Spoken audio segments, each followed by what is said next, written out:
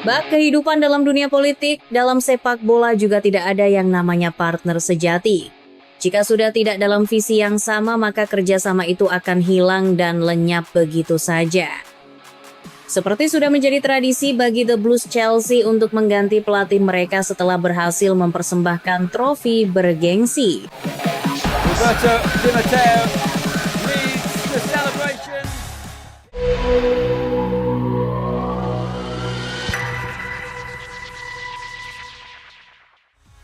Banyak faktor yang mempengaruhi berakhirnya ikatan kerjasama klub dengan para pelatih yang menahkodai mereka.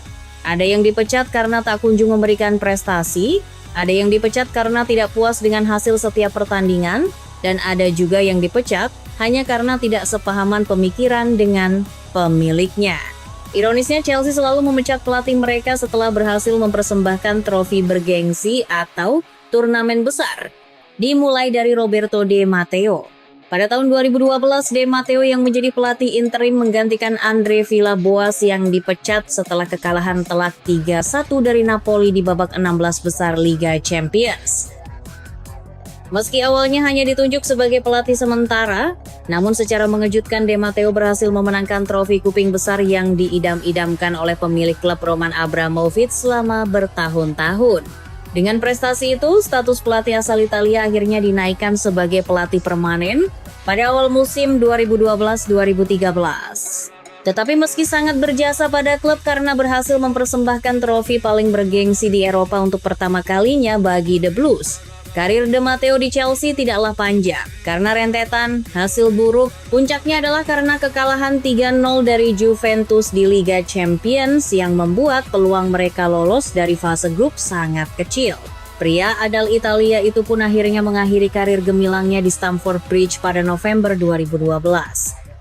Nasib sama juga terjadi pada pelatih asal Jerman yang sukses mempersembahkan trofi Liga Champions kedua bagi Chelsea. Thomas Tuchel adalah pelatih pertama dalam era baru The Blues setelah pergantian kepemilikan dari tangan Roman Abramovich ke konsorsium Bluko.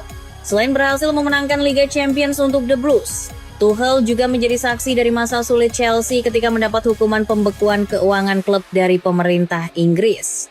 Ia juga sangat berjasa dengan menunjukkan loyalitas tinggi kepada klub London Barat. Bahkan ketika Chelsea mengalami kekhawatiran tidak bisa melakukan perjalanan tandang karena keterbatasan biaya, ia langsung membuat statement jika itu terjadi, maka ia bersedia menjadi supir bus untuk para pemainnya agar tetap bisa bertanding. Tapi nasib berkata lain, meski ia menunjukkan cinta dan loyalitas tinggi kepada Chelsea, karir Tuchel juga sama.